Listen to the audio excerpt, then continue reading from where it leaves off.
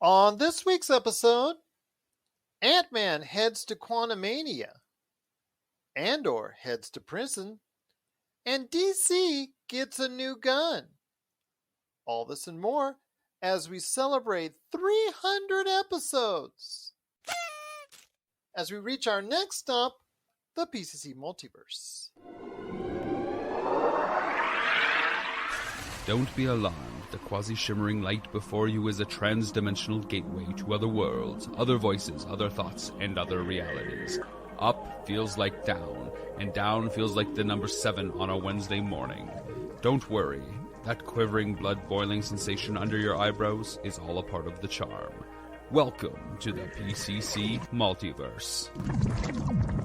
And we're back with the 300th episode of the PCC Multiverse. This is Gerald Glassford from Pop Culture Cosmos, Game Source, Inside Sports Fantasy Football, and the Lakers Fast Break. We truly appreciate everyone out there listening to all of our great shows. And there are 300 great shows in the multiverse and even more of the cosmos. And if you can, while you're doing it, give us a 5-star review wherever you get your podcasts. Plus, if you can like, share, subscribe, follow, or do whatever it is that you can to support us right here at the Pop Culture Cosmos, Game Source, Inside Sports Fantasy Football, the Lakers Fast Break, Vampires, and Vitae, the Wizards and Wine with Wild Beyond the Witchlight, and all the great things that Melinda and Rob are doing right there for you wherever you get your podcasts. Plus, subscribe to them today on YouTube. Also, as well, you can go ahead and check out everything that we do at popculturecosmos.com. Also, as well, Pop Culture Cosmos on Facebook. Okay, we have got tons and tons of hours of tabletop RPG goodness right there for you. Back episodes of Wizards and Wine. Back episodes of Wild Beyond the Witchlight. Back episodes of Vampires and Vitae. Roger is now going crazy with the streaming now for Demolition Force on Mondays. Plus also the great games that Mitch runs for you right there on the weekend. Go ahead, check it out if you're a tabletop RPG stan, as the kids say these days.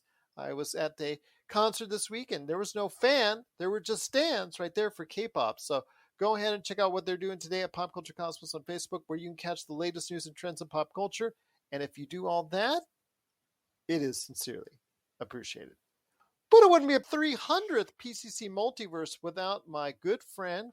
She is the mastermind. Don't tell Robbie Ross, but she is the mastermind behind everything that we do regarding tabletop RPGs here at the Pop Culture Cosmos. Also as well, Vampires and Vitae, Wizards and Wine with Wild Beyond the Witchlight, and so much more. It is my good friend. It is the master of all voiceovers. It is Melinda Barkhouse-Ross. And Melinda, I feel like Gerard Butler without the abs. This is Sparta, because it is 300 episodes right now. 300, yeah. I can't believe it's been over a year already. Absolutely. She was like, I haven't been here a year. So I just hit a random number. I said 247. Yeah. She's right on there. There you go. There you go.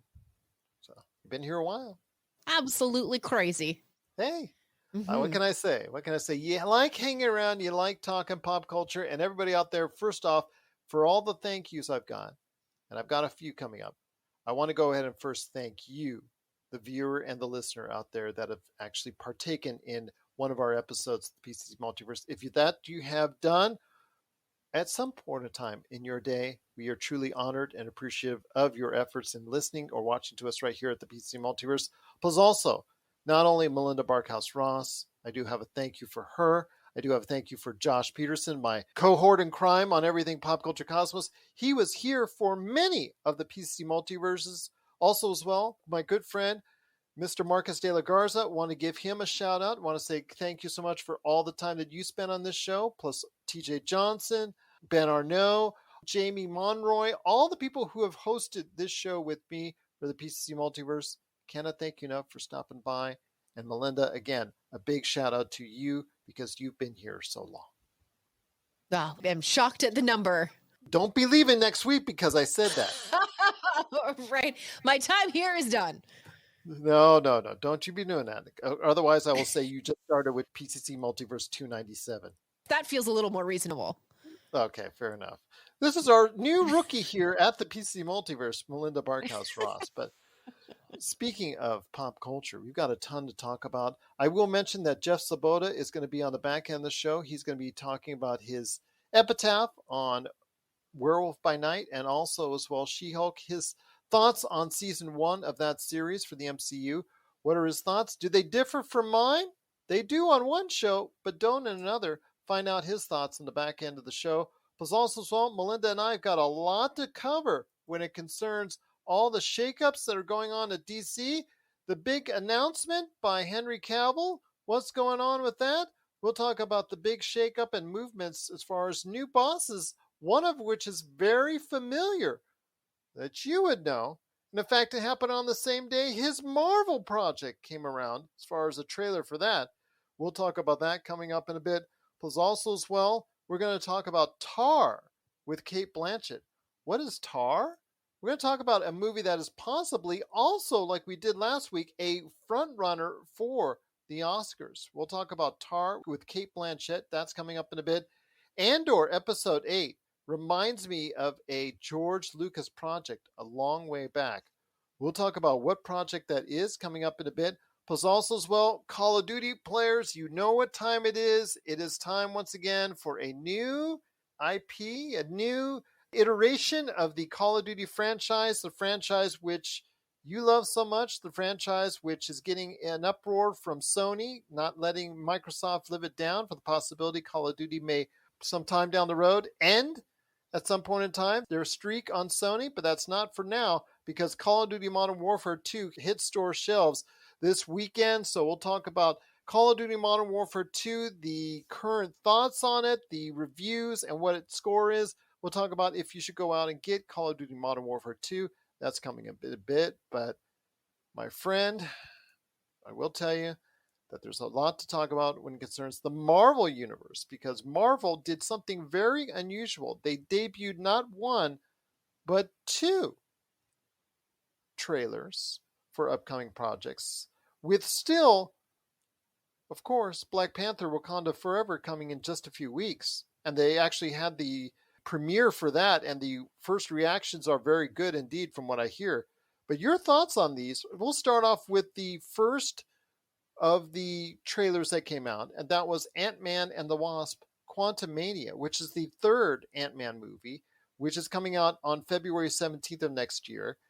They delve once again into the world, the quantum world. This time they go even deeper with an actual city, which is an actual location, and who is behind the city once they find in the quantum universe, which they accidentally got there by way of Cassie Lang, the daughter of Scott Lang in the movie, is none other than Kang, or a version of Kang, pulling all the strings. Your thoughts on this? As far as were you impressed by it? Was it something that intrigued you? Your thoughts on Ant-Man and the Wasp, Quantumania, and the first trailer. Okay, I have to preface this one with I could watch Paul Rudd read the phone book to a jack-o'-lantern and be thoroughly entertained for 2.5 hours. He is the sexiest man. You know, I need to start there. But after that, I love that we have some Michelle Pfeiffer in this movie. I'm very intrigued by it. And, you know, I don't know if it's enough to get me into a theater yet, but it's right there. That's how interested I am after watching the trailer. I'm like, okay, maybe it's Ant-Man. Maybe Ant-Man is going to be the one to finally get me back into that theater.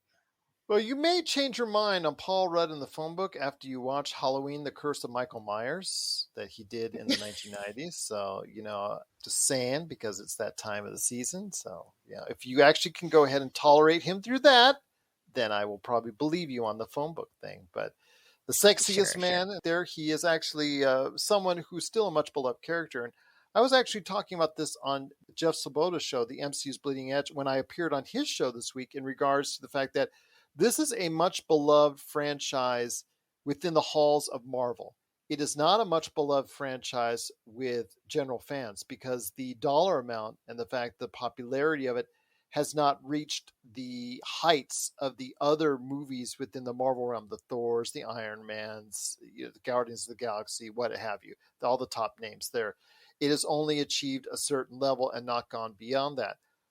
This movie looks really good. This trailer looks really good and inviting. It was actually set to the music of Elton John's Yellow Brick Road, which I thought was an outstanding choice. And, that was very prophetic the way they use that, because they go off the Yellow Brick Road in a sense in this movie. So I'm really looking forward to it. We're wondering how Bill Murray, even though, yes, I know he's being canceled at the present time, but he is still in this movie, how his character is being utilized. I'm assuming it's a bad guy. I heard rumors that it's based off a bad guy, so that is not going to be a stretch for him at this point in time. I'm still interested to see how Cassie Lang is being developed, because she is going to become a young Avenger. So she gets the purple suit in this film already, as we've seen in the trailers. It's just really interesting the way that they're doing it. This hopefully will be the film, because this will probably be the last Ant-Man and the Wasp film. This hopefully will be the film that will finally get Ant-Man and the Wasp out there in massive popularity to the level that I think that they deserved. And I know that the reason why that Marvel's stuck with them is because they've always believed in Ant-Man and the Wasp, and hopefully their belief will finally come. I hope that their belief in them will finally pay off with a big hit for Marvel. That's the hope, for sure. Because, when you sit through, 3 now Thor movies that were just,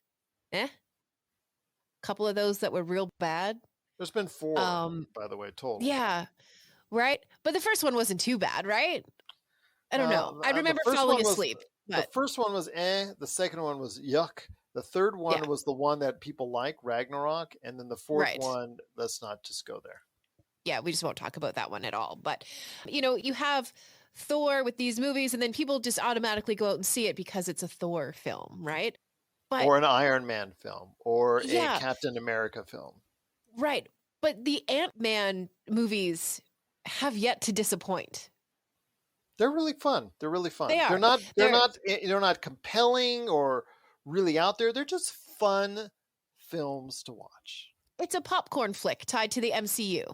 Bingo. So yeah, and it stars Paul Rudd. I'm sorry, but I just find him so entertaining to be on the big screen. I was watching bloopers of him and Will Ferrell when they did Anchorman together, and it was just, like my stomach hurt. I was laughing so hard watching these bloopers. So, you can't go wrong, I don't think, with Paul Rudd in any kind of role. And when I first found out he was cast as Ant-Man, I was like, I don't know if I'm going to buy Paul Rudd as a superhero. But this is just another film, the Paul Rudd catalog of, I'm just going to have a Paul Rudd day today. It's Sunday. It's Paul's day. Absolutely. And his next film will be Paul Rudd reads the phone book for Melinda. Yeah. God, I hope so. That'd be so great. Absolutely. I'm not sure Robbie will like that, but hey, there you go. But I will say, well, I don't know. I don't think he'll like that. I mean, he's not mad about Paul Rudd. Let's put it that way. Yeah. Okay. I am. My wife likes all the Chris's out there, so if it gets her calling me Chris, that's fine. That's fine. That's fine by me. But I will say that the second trailer that came out the next day, which was surprising to me, that Marvel usually lets things breathe at least a week or two, especially with Wakanda Forever coming out. But the next thing they put right after that, the day after, they put out the first trailer for the holiday special for Guardians of the Galaxy, which was mainly centered around Drax and Mantis, which I love that dynamic, because Drax is still, Mantis is in love with Drax, and Drax, the way he just keeps going back at her as far as him not really realizing anything, and just, as far as what's going on and with that part of it. But the fact that they are trying to go ahead and cheer up Star-Lord, that's the basis of this trailer, because he's still bummed that he is not able to go ahead and get Zoe Saldana's character that we saw in Avengers Endgame and try and get her back in his life. She is now zoomed off into space somewhere, and he is just left heartbroken. And now it's come to the point where they figure out the best way to cheer him up is to try and bring him a present in the form of Kevin Bacon. So they go ahead and head to Kevin Bacon's house, who has been referenced in Infinity War and in the first original Guardians of the Galaxy. So they're tying everything in there. James Gunn is once again doing a great job. And we'll talk about James Gunn again on this show. But your thoughts on Guardians of the Galaxy, the holiday special, which they are patterning after the original Star Wars holiday special. Oh, that's interesting. In a much better, much more positive way, I should say. Sure. Yeah. I'm here for anything that gives me a jolt of Christmas without having to watch the Hallmark Channel. Yes. Not that I have a problem with the Hallmark movies. Please don't get me wrong. I do indulge. However, this won't feel so much as an indulgence as it will be sitting down for some delicious Christmas dessert. You get what you get when it concerns those movies on the Hallmark Channel, and they make a ton of cash and they get a ton of views. So I cannot sit here and disparage or say anything bad about them because they have a formula. Mm-hmm. It's in all their movies. Mm-hmm. You know what's coming. You know when it's coming. You know what's going on. You know who's going to get with whom. You know who's going to end up with whom by the time the credits roll. It's not a shock. It's not a secret. It's right there in their secret sauce, which is not so secret, and that's why they make the money that they do at Hallmark. That's why they continue. That's why if cable ever dies, there's just going to be the standalone station of all Hallmark Channel. Because there's going to be always people wanting to watch that. But I will say that this is something that I think it's going to be really cute. Something that is going to be maybe 45 minutes long, maybe an hour long at best, and something that, again, it's a special presentation that they modeled after the old. In fact, the graphic design that you actually first saw in Werewolf by Night is actually modeled after the old CBS special presentation logo and actual just the whole theme and all that was going on. So I'm really excited to see what they're going to do with this. I really think they're going to have fun. Again, this is James Gunn's, I guess, first part of his bidding adieu to the Marvel Cinematic Universe, because this is his last go around, because obviously he's going to have other things to do right now, as again we will mention here later in a bit. But I mean, I think this is just going to be another fun way to go ahead and spend the holidays. I think it's also a nice little Band-Aid after Wakanda Forever, and the fact is that you won't have anything until your Paul Rudd comes out in Ant-Man Quantumania. Yeah, that's right. But, I guess one way to look at it is, according to the Hallmark Channel, all of the answers to your life's problems are in a small town.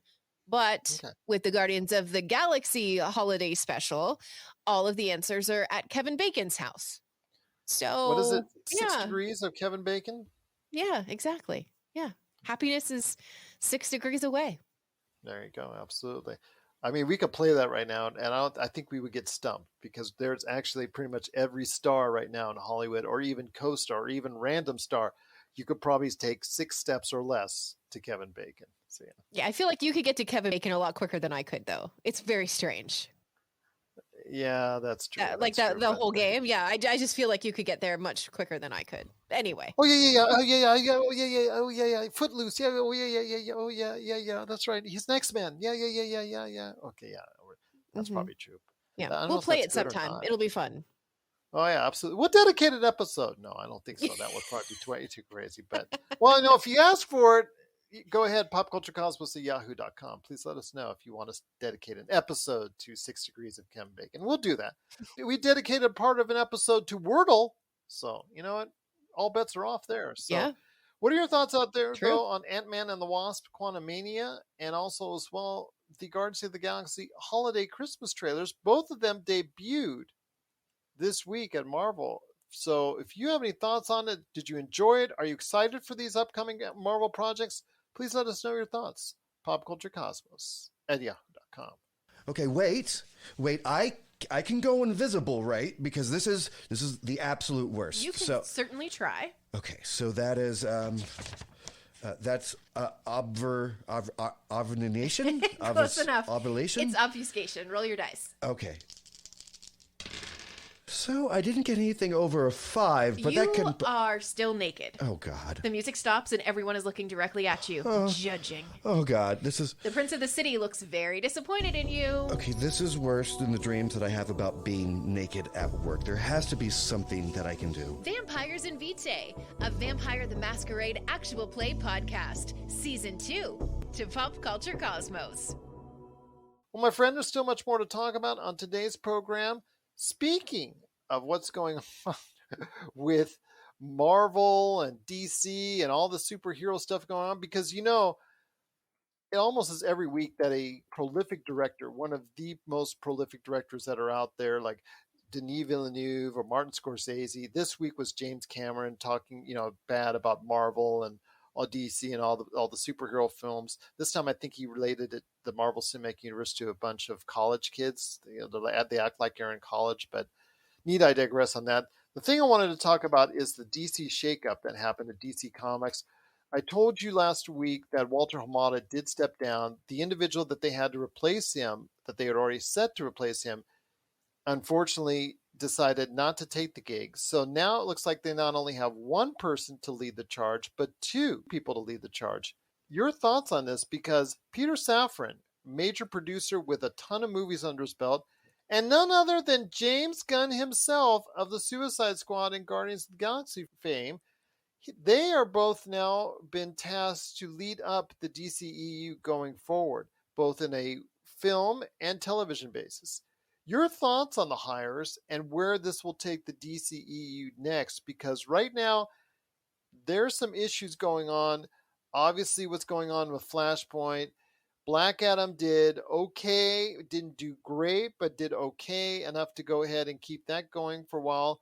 Obviously, announcement from Henry Cavill after the cameo that he did in Black Adam that he is now here to stay once again as Superman in his return.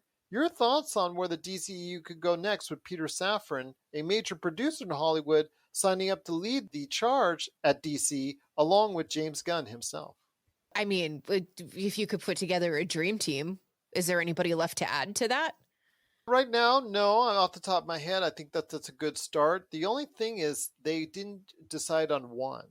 It always concerns me when you're heading up a major part of this with not just one, but two individuals, unless they're a prolific team that has consistently worked together over the years.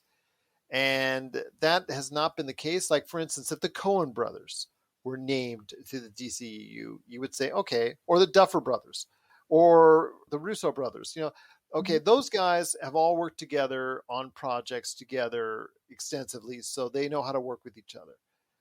You're talking about putting two individuals who are very familiar with each other, but not to the point where they have done everything together. Now you're asking them to head up to both the movie and TV part of it. I just see a situation where it should go well, but if it doesn't, it could lead up to what happened with Marvel with the TV side of it. The head of the TV and that other side as far as non-Marvel film stuff being let go and letting Kevin Feige just oversee everything from going on forward. I just not sure when I see two people doing the job that I think one should be doing. Well, see, it really does depend on what their actual kind of job titles come down to. You know, if one person is more in control of story and character development and the other person is more, you know, in charge of the implementation of these stories and, you know, breaking them down to what's more suitable for TV, what's more suitable for movies. And then perhaps one takes the TV, one takes the movies, but they both understand, you know, where the TV and movie crossovers need to happen, because they do need to happen. Let's be honest. Fans, because of Marvel, now have this kind of expectation. And when you don't deliver on that, it feels like a letdown. It feels like you've been sloppy. It feels like you haven't done your homework. Assuming that everyone gets to behave like a grown-up, and let's face it, that's the hardest thing to do sometimes, is to act like an actual grown-up, and set an ego aside and be able to sit down and you know, get down to work and really try to hammer out something, you know, worthy of fans who've been just waiting and waiting and waiting for DC to put out something that is consistent and interesting. And I think that these two names attached, giving me a breath of hope, at least. So I will go ahead and hit this up to you right now. So let's say Okay. you Mm-hmm. and Robbie Ross, the Mm-hmm. Rosses together, were named as the heads of DC and the DCEU. So you're in charge of all movie and television production going forward for DCEU. Where would you start and what would you do? Well, the first thing I would do is cast myself as Batman.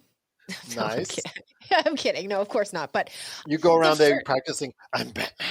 I'm yeah, Batman. absolutely. Yeah, I may rename my bathroom the Bat Cave. I don't know, but there's a few things I think that I would try to do. I think that the Bat flick, I know a lot of people had a lot of problems with Ben Affleck as Batman, and I know, but I liked him. I didn't think he was bad. I didn't think he was either.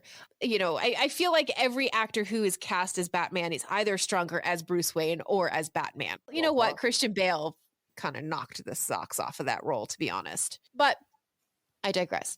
I think that I would start with a couple of things that were Batman centric, and I would start a couple of things that were very Superman centric. And once I had those kind of established and a few storylines set up, then I would start to add other characters. I would look at doing like a Robin film, even. Then, you have Wonder Woman, who has been successful and who has not been successful.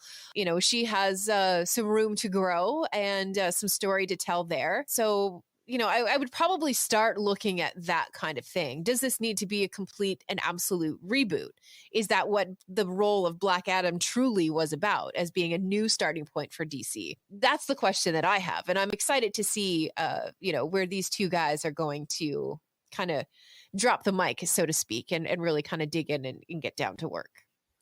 One of the things I would do is I would focus in on how the TV side of it is going to evolve your DCEU and not just put side characters like Peacemaker, which actually that series did well for HBO and HBO Max. I'm not going to slide that in the least. And I know that they have a Commissioner Gordon series with Jeffrey coming on the way. And then also they have a Penguin series that's coming on the way. So I Don't know forget that about Batman's butler. Yeah, well, that's true. Pennyworth, but Pennyworth has been out in different forms. It was on Epix, I believe, for a while before it switched over to HBO. So Right. he's been out for a little while, and I'm not sure that show is large enough to go ahead and move the needle for DCEU fans. I think that it was presented on a small stage, and even though it's on a bigger stage now, I still think it's going to be thought of in a small sense because of where it started and where it emanated from. I don't equate it to the same way that, for instance, like Cobra Kai, because Cobra Kai was first a YouTube show, and YouTube is still a major platform for views in and of itself before it got on Netflix. But I digress. I think I would focus in on trying to build the TV side of it because of what help HBO Max needs at this point in time, because we thought they were doing really great heading into 2022. And the wool was pulled over my eyes because of how bad that they ended up doing financially in the first part of the year and all the cuts that they made since. And I really think that the DCEU, the story and foundational building can be done better on a TV platform, which is what they need to help them grow. I liken it to like a tree. Have a nice foundation, make sure it's fertilized and make sure it's watered real good as far as on the bottom end first, so that it can grow into something strong on the top end. And I really think that maybe they should focus on that and just stick with the Aquamans and the Jokers of the world that get them enough money to go ahead and satisfy them before they go ahead and redo the entire Flashpoint universe in one swoop, that especially with an actor that could obviously get up to 25 years in prison for burglary here, which he's currently on trial for. So I just think right now that I would first focus on the television end of it, try to build characters and stories that are going to help blossom the DCEU and put it in a place that it can grow into something more satisfying for viewers going forward. Yeah, I agree with that. See, we could work very well together. I can flesh out the storyline for movies, and you can take over the TV side, and they're just the ghostwriters for us. It's us behind the scenes. There you go. So the new heads of DC are Melinda and Robbie Ross, and of course me, Gerald Glassford. We are the new heads of DC. All right, there you go. Yep. No, I'm kidding. Yep. The actual new heads of DC are Peter Safran and James Gunn. They both have a long resume. Of course, James Gunn has been very successful within the superhero realm, and I'm very excited to see what both are going to do, especially Kevin Feige. He was very supportive of the decision that was made by James Gunn to go ahead and take that slot and said, you know what, I'm going to be first in line to go ahead and check out anything that he does in the DC universe. That's the type of rhetoric you want to hear. That's the type of rhetoric, and I know you're a PlayStation fan, but that's the type of rhetoric I hear Phil Spencer say all the time from Xbox, even about PlayStation stuff. He's always very complimentary on Nintendo and Sony whenever he can, and I think the same goes here. And again, this will lead hopefully for fans to go ahead and just appreciate good stuff going forward from DC and Marvel, and especially DC now going forward. Share us your thoughts if you think this is the right move for DC going forward. Please let us know. PopCultureCosmos at yahoo.com. Well, coming up next, it is Jeff Sloboda from the MCU's Bleeding Edge, his thoughts on She-Hulk. And right after that, Melinda and I are going to be talking some Call of Duty, Modern Warfare 2, Andor Episode 8, and what is Tar with Cate Blanchett? Could this be the vehicle that gets her an Oscar? We'll talk about that coming up after the break. This is the PCC Multiverse. Action Figure Adventure is back with Season 2, and we're going further than ever before, checking out more toy stores than ever before, and seeing more incredible, iconic, and noteworthy pieces than you could possibly imagine. Once again, Jay grapples with how to build the ultimate action figure auction to support critically and terminally ill kids in need. Along the way, we'll chat about Holy Grail figures, perfect action figures, and showcase some incredible toy collections. Action Figure Adventure Season 2. 7:30 p.m. Eastern on Jinx TV Canada. And we're back with the show. It's Gerald Glassford coming right back at you here at the Pop Culture Cosmos. Thank you so much for watching and listening. Truly appreciate it. It is She-Hulk. Just finished its season 1. And since it was already in meta, breaking the fourth wall, with Tatiana Maslany saying to everyone out there that they were already focusing on a season 2. It hasn't been confirmed yet real by Disney, but when you're already talking about it, seems like that's probably on the road for She-Hulk. But how did season 1 go for a different amount of people out there? I know on the show we already covered that we liked it overall. There were some ups and there were some downs, especially early on. The downs were a little bit more than the ups, but overall in the back end, they more than made up for it. And especially with the last episode, which I think threw a lot of people off, but it threw a lot of people off in a good way. And I thought it was a good way to close out the show. But here today to talk about She-Hulk and also Werewolf by Night is an MCU fan indeed. You got to go ahead and check out what he's doing today at the MCU's Bleeding Edge. As always, it is Jeff Sloboda. And Jeff, thanks for coming back on the show. Good to have you back aboard talking Marvel once again. Yes, sir. I'm very humbled. I'm very happy and always looking forward and excited to have a chance to actually record with you, my friend. Absolutely. Now, I have been catching your social media during the processes of She-Hulk and how it played itself out. What did I do, Gerald? You had some very expressive opinions on it. I will leave it at that. And it seemed like She-Hulk was not going the way you wanted it to go. But your thoughts on this, my friend, because again, you had some definitive different ways as far as you expressed your anger and you expressed your like for what was shown in ultimately in She-Hulk season 1. Well, I mean, what can I say?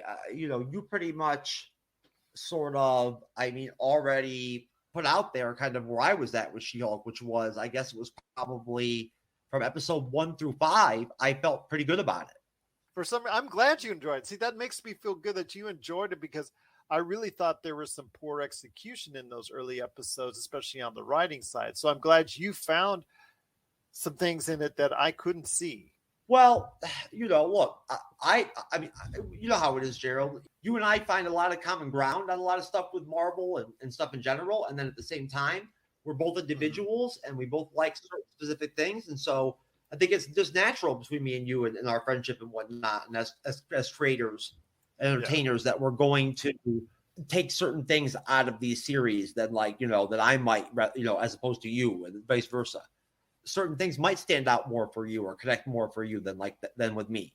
What I found interesting about She-Hulk, personally, in the first 5 episodes, what I enjoyed it was I liked the dynamic of the fact that it was another sort of ballsy attempt a la WandaVision with Kevin Feige and Marvel Studios to do something different, right? Push the paradigm, do something different, go outside of the box and experiment.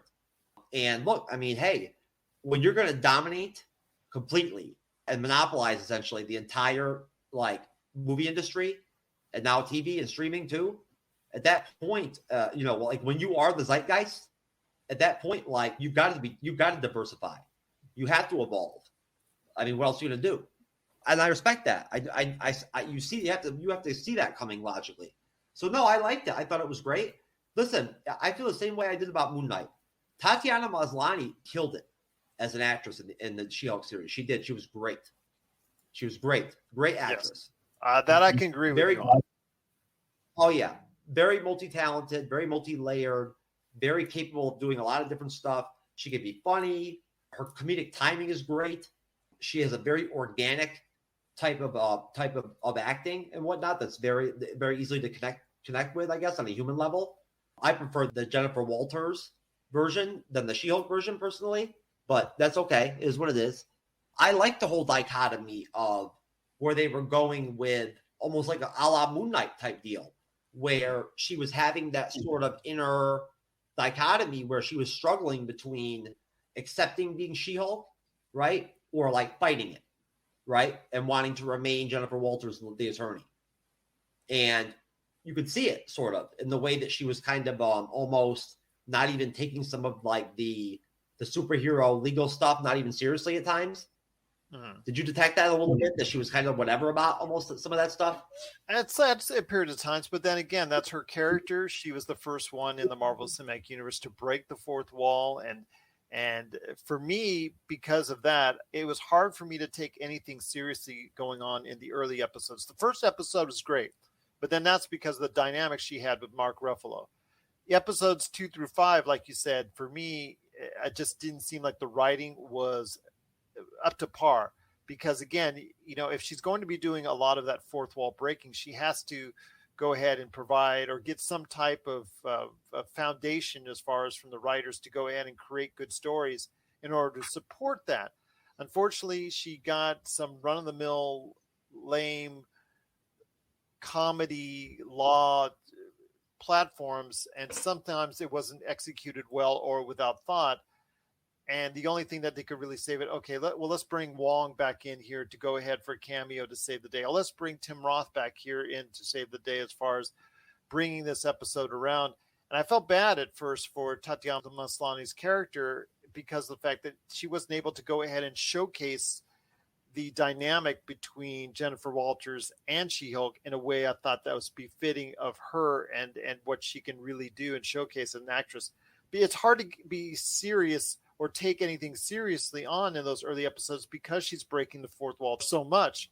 I really think, though, as it transgressed and it moved on, they started to build more of a story and ultimately as well showcasing as far as this whole plot line through a much better conclusion as far as how it ended up than how it got to that point. So I really think that was done. And then, of course, the fourth wall breaking, there was a lot of it during the course of the season that I really just didn't think that was that great or that much needed. But once it came to that final episode, the fourth wall breaking was not only needed, but welcomed, but appreciated, but also as well, it fit right in with what was going on and how it explained everything else for the rest of the series. I mean, really, for me, I felt like they handled the fourth wall breaking thing very well. I thought they were very strategic with it. They kind of gave you a little bit of at a time. Right. And then she went all out finally in like the last 2 episodes, and really flaunted it. Right. And then in the finale, she really went all out with it. I think too far, to be honest with you. I didn't get anything out. I thought the finale was garbage. I'll tell you right now, Gerald. It was terrible. It was incohesive. It was all over the place. She-Hulk was the first series. It was the first time since I've ever been a Marvel fan where, because of this series, literally, I lost a guest. Literally, because after a She-Hulk review, we got on the phone and we're talking, and She-Hulk became a vehicle to us then getting into an ideological debate, right? And we argued. So it's not normal for me anymore. And I'm just saying, man, like, this is the first time that I've ever experienced anything with Marvel where literally things are so divided and like divisive right now ideologically, based off of all things the She-Hulk Disney Plus series. One of the things that they might love is a special presentation that you and I both are fond of, that did get a lot of good vibes, that both Melinda and I enjoyed, and that was Werewolf by Night. I thought that was definitely something that they should try in the future. It was an experiment with a special presentation. Almost felt me like a CBS special presentation. That logo came out from when I was a kid, when they used to do that type of logo coming in as far as the special presentation is concerned. But for me, overall, Werewolf by Night was actually a pretty good success, and it leads people into another facet of the Marvel Cinematic Universe that they haven't delved in before. And I really liked it, and I'm looking for more positive things going forward from it as well. I am too. And, you know, honestly, what better way to rectify the She-Hulk series than to bounce right back, right? And drop something as freaking good and well done and well produced and well written. And I mean, you know, just overall, I mean, honestly, I don't think there's a single flaw in that single TV movie or whatever you want to call it, that special. Yeah. You know, like literally, I mean, it is less than an hour in length. And no joke, I don't think that during the entire time I got bored at all watching it. I was entertained really the entire time. And they did so many different things. It kind of reminded me of Miss Marvel in a way, in that they added a lot of different stuff. And I guess then again, Gerald, that's again because of the fact that they are going into the horror, like the monster genre. That gives them different options. They can go in different directions, different tropes, right? That they maybe couldn't before. And I'm excited about that. We've talked about this. You know, I'm a big fan of the Midnight Suns. I'm all about the Midnight Suns. I love Ghost Rider. I love Johnny Blaze. I love the Punisher. I love friggin' Morbius. You know, I love all those supernatural characters. I love Dr. Strange's role, right? With all in that universe, with Blade and everything and whatnot, and how he rubs elbows with those type of characters. And I'm looking forward to seeing Benedict Cumberbatch, like, be a part of that monster-verse wing of the MCU that's coming up and sprouting. That's why I wouldn't be surprised if they've already probably locked him down for like 7 or 8 or 10 years or something, probably. I wouldn't be surprised. But once again, it's the MCU's Bleeding Edge. Please go ahead and check it out today on Facebook and, of course, YouTube, Twitch, the whole 9 yards. Check it out on as far as social media. It's the MCU's Bleeding Edge. Well, Jeff, appreciate it as always. You stopping by, talking MCU. There's Wakanda Forever. There's the Guardians of the Galaxy holiday special. That's still on the way. But no series like you were talking about until March. Going to go through any withdrawals until then? No. Namor looks great. Love the attribute pick for Namor. Love it. And I'm telling you something, too. Honestly, I think that overall, Black Panther 2 is going to be great. I really do. I think it's going to be an awesome movie. And, hey, you know what? Look, there's always good stuff to watch on TV and whatnot. And look, hey, I still haven't even finished all the Netflix series, the Marvel Netflix series. So I've got to catch all that up anyway. I got to watch The Boys. So this will give me a break. There you go. Absolutely. Got to go ahead and check out The Boys. Season 3 was a pretty good one. Season 1 and 2, of course, were really outstanding as well. So, yeah, definitely got to go ahead and check it out. But you have got to go ahead and check out today the MCU's Bleeding Edge. Jeff, great to have you on the show as always. Looking forward to your return right here at the Pop Culture Cosmos. If you're in the Las Vegas and Henderson areas and are looking to buy, sell, or trade the best in classic or current video games and pop culture collectibles, there's no better place to go than Retro City Games. From Xbox to PlayStation, Nintendo to Atari, the great crew at Retro City Games provides the best place to go for all your gaming options. Stop by their 2 awesome locations in Henderson and also the Las Vegas Strip, or follow Retro City Games on Facebook and Instagram for all the latest deals and new items. Without a doubt, there's no better place to go for your gaming needs than your friends at Retro City Games. For the latest news and information, analysis and opinions on the Los Angeles Lakers and the NBA, check out the Lakers Fast Break podcast today on wherever you get your podcasts.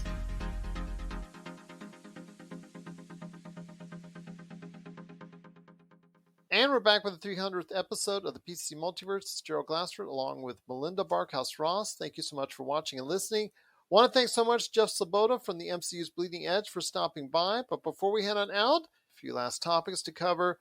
Wanted to hear your thoughts on this. Tar has been in limited release, but it gets expanded this weekend with Cate Blanchett is heading up as a role as far as a conductor in an orchestra, and she's really just fascinating as far as what I've seen in the trailers and sneak peeks so far. It has actually earned a lot of praise and actually up for a lot of awards already with the Gotham Awards in New York, I believe, if not mistaken. That's already garnered a lot of acclaim, and that movie is actually up front as far as leading the nominations for that. She is obviously, in my opinion, one of the front runners already for a Best Actress nomination for the Oscar for this performance. Your thoughts on Tar with Cate Blanchett? Well, I mean, it's Cate Blanchett. What on earth are you possibly going to say to deter people from wanting to go and see this movie? You want to talk about one of the most incredibly talented actors of our time. I think you can absolutely pencil in Cate Blanchett right there. Mm-hmm. I love that she is taking on this role. I think that, Lydia Tarr, who she's portraying, the real life conductor extraordinaire, who's been the major forces of music of this past century. I think that orchestral conductor, I don't even think that that's correct, but what it takes to be a conductor in front of an orchestra and being able to control that many instruments and have your vision of the sound that they produce be what the audience hears and absorbs. That's not really something that we've seen turned into a story. And I'm very intrigued by this one. And not just because it's Cate Blanchett, but also because I think that this is a very compelling story. And I think it's one of those stories where you're really going to stay with you for a little while. I think it is as well. It's a very compelling story. Again, it touches on one of the greatest composers in music history and one of the greatest orchestral composers of the last century, that's for sure. And someone who has been so much of an influence on classical music as a whole of the past few decades. Just happy to see that she's been portrayed just outstandingly by Cate Blanchett, and just so happy for this movie to being presented and getting the kind of love that it is. So definitely hoping for some good returns on it, along legs, as they say, as far as in the movies, as far as being out for an extended period of time and getting continual reception throughout. So we'll see what happens. Currently, I believe holds a 90 on Metacritic is the last time I checked out. It's obviously getting great acclaim. And again, it's leading up to nominations for the Gotham Awards. So that's very compelling in and of itself. So definitely want to hear your thoughts out there. If you're going to go ahead and get a chance to see Tar with Cate Blanchett, I think that it is going to be one of the movies people are talking about for Oscars, and at least one of the more important performances, and obviously a contender for not only Picture of the Year, but Best Actress for Cate Blanchett. So we want to hear your thoughts on Tar. If you're going to go ahead and check it out, please let us know. popculturecosmos@yahoo.com. Well, I checked out Andor episode 8 right now. It just focuses on what happened with Cassian Andor and the fact that he got captured by the Empire, but under a different name and identity, so no one knows it's actually him. He still has the money from the heist hidden away on a vacation planet he was actually hiding at, and ended up getting arrested under another identity. He gets sent to a penal colony, working in a factory. And who's in charge of his unit? He's making actual products in a factory for the Empire, as far as stuff that actually will be used by the Empire, probably against the rebels and other people and other innocents that are out there that only the Empire can do. But who is leading up as far as the crew chief behind all this? None other than Andy Serkis himself. It was a surprise out of left field. And this was so interesting. He's also an inmate like Cassian Andor, but since he has a short time, less than a year left on his sentence, he has now been promoted to the point where he is actually overseeing these other prisoners do the manufacturing. But the thing I want to touch on is the sound design and the visuals of this episode. First off, the music was very Blade Runner-ish, but also at times distorted intentionally. As far as on one side of the glass or the other for an interrogation scene, but also as well from just the way they at times correctly and timely distorted the music and distorted voices to go ahead and sound appropriate to what was going on there. But the look and the feel reminded me so much of George Lucas's one of his first projects. I think it's THX that starred Robert Duvall. It actually was, I think, was a class project for him at USC. I wanted to go ahead and talk to you about this episode because, it reminds me so much and has so many Easter eggs of Star Wars gone by. Your thoughts on this? Because, again, this could have taken a very mundane episode about him in a penal colony making gears or whatever, engine parts for whatever destructive force or destructive tools that the Empire is going to use it on. But instead did it in such a quirky way and did such an interesting way. And also the fact that the rebels that are out and about trying to find him, at the same time the Empire is still trying to find him. All these sides are still trying to find them, not knowing that he's actually been caught by the Empire and on this penal colony. All this tying into each other makes it for a very interesting episode. I know you're not caught up with it yet, but what are your thoughts when you hear me say that, especially invoking the past as far as Star Wars using Blade Runner and also THX for that history-making project that was a start of something great for George Lucas? Wonderful. And I love it when movies and shows have interesting... I'm sorry, let me say it. THX 1138. 1138. Okay. I love it so much when shows and movies play. Not that I'm incredibly talented when it comes to sound design, but I love to play with, an audio track and to be able to add to it or have all of this filled and then, have it all drop away and only have the voices left. Like that stuff, it just hits you and you can so much emotion and so much passion and idea and something special with the right kind of sound design. They could have as usual without any design, and it probably would have been fine.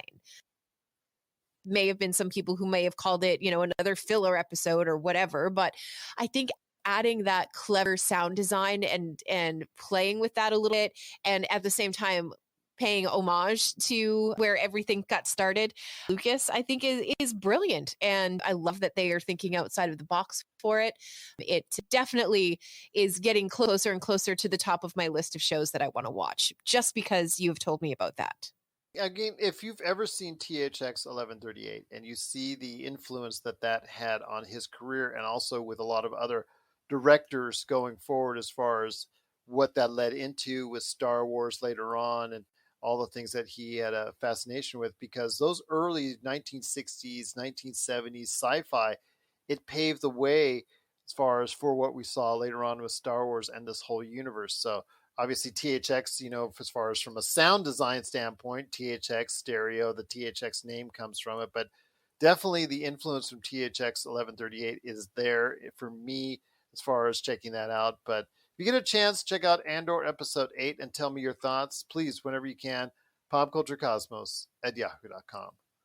Well, my friend, it's been a great episode, but you know what time of the year it is. And even though that Call of Duty will not be a yearly installment here rather quickly next year, I believe they're taking a year off. They're here now with their latest installment, which is not a remake, but maybe a reboot of Call of Duty Modern Warfare 2. That's probably the best way I could describe it, because I know we were trying to clarify it before we went on air. This is Call of Duty Modern Warfare 2. It is loosely based off of the previous Call of Duty Modern Warfare 2 that was already refreshed and revigorated. The 2009 title, which was made into a 2017 remaster. This is not really dealing anything with that. It's loosely based off of it, but it's actually its own Call of Duty Modern Warfare 2. It is now out. A lot of people are interested, of course, in the multiplayer aspect. The single player aspect, the graphics look outstanding, but the story is a little lacking for most people. I see the scores are like middling as far as the single player campaign is concerned, but the effects, these graphics are second to none. really looks good. And of course, the multiplayer looks as fast as ever. Your thoughts on Call of Duty Modern Warfare 2 before we head on out? Yeah, I'm having a hard time coming to terms with exactly what it is that they're trying to accomplish. I just don't understand. And maybe it's my lack of understanding of the video game industry. That's entirely possible. I can fully admit that, and I can own that. But I think there is something special about those modern warfare games when it comes to the single player stuff. Before you take it online, anybody else, you play through the whole campaign.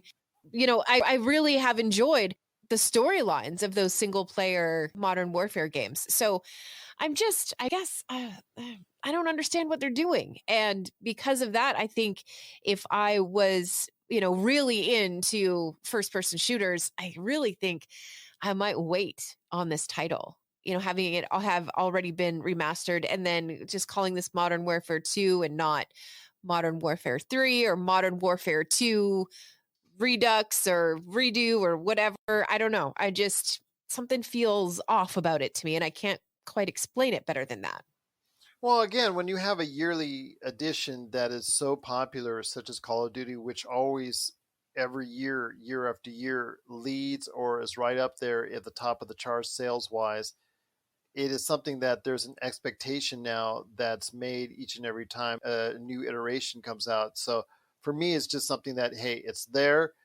You can go ahead and play it if you want. Spend $60, $70 on it. For me, it's just, again, Call of Duty is Call of Duty. I enjoyed so much Call of Duty, the original Modern Warfare, and then Modern Warfare 2. I thought at that time when it came out in 2009 was really good. It's just evolved beyond what I really want to go ahead and into, even though I love the fast-paced multiplayer shooter aspect of it. But yeah, it's just something for me. I think I can wait until it goes on heavy discount because it's something, again, for you're in Call of Duty or you're not. There's no in between. It's just you're in or you're out when it comes to Call of Duty. Yeah, I couldn't agree more. Like I said, I've played through the storyline of the single player, and I'm just not good enough at the game to go online and play multiplayer. I just don't quite understand exactly what they're doing. And like I said, that would be a hard pass for me this time around. Well, again, it's still millions of dollars at stake here, and being it one of the probably final few, maybe 3 or 4 more editions will go on the PlayStation platform. If all goes through with the sale of Activision Blizzard to Microsoft, then this could be one of the final installments of Call of Duty that appears on a PlayStation platform. I mean, we're still going to see at least 2 or 3 more, I have a feeling, but there will come a day that there probably will not be Call of Duties coming out on the PlayStation. So we'll see what happens. But yeah, for now, it is Call of Duty Modern Warfare 2. It is out and about. The multiplayer, again, is solid and fast acting and shooting. People are liking it. The campaign is pretty to look at, but same old as far as level design. So you know what you're getting yourself into when it concerns Call of Duty. But please let us know your thoughts on Call of Duty Modern Warfare 2. You planning to run with it, or are you planning to run away from it? Please let us know your thoughts. popculturecosmos@yahoo.com. Well, my friend, it's been a great episode. Want to thank you so much, as always, for participating in all these episodes as we've hit PCC Multiverse 300. Any last thoughts before we head on out? Gerald, honestly, buddy, a huge congratulations on 300 episodes. Seriously, that's such a huge accomplishment and something that I know you take a lot of pride in the show. And it's truly an accomplishment and something that you should be super proud of. Way to go. Well done. Thank you. I couldn't have done it without you. Again, Marcus, Jamie, and of course, Josh, who headed up the first 150 plus episodes. Want to thank everybody. TJ, thank everybody for being a part of the show that has been part of it. All the guests of all the radio stations that play our shows, big shout out to you. And of course, the most important thank you of all is to you, the viewer, and you, the listener, catching us here and going ahead and trying to delve into, once again, the PCC Multiverse. And as we reach our next stop, the PCC Multiverse for the 300th time, want to thank you so much again for taking the time out of your day for checking us out here at the Pop Culture Cosmos, or again, as we call it right here on Fridays, the PCC Multiverse. So for Melinda Barkhouse-Ross, this is Gerald Glassford. For the 300th time, it's another beautiful day in paradise in the PCC PCC Multiverse. We thank you for listening. And here's hoping you have yourself a great day.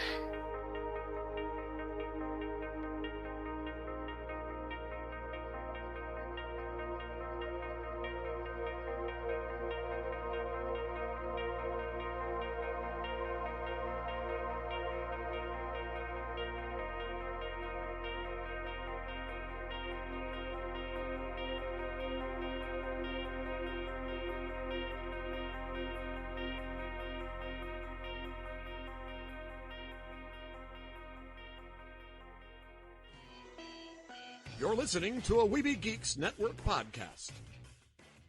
Tangent Bound Network. Let your voice be heard. TangentBoundNetwork.com.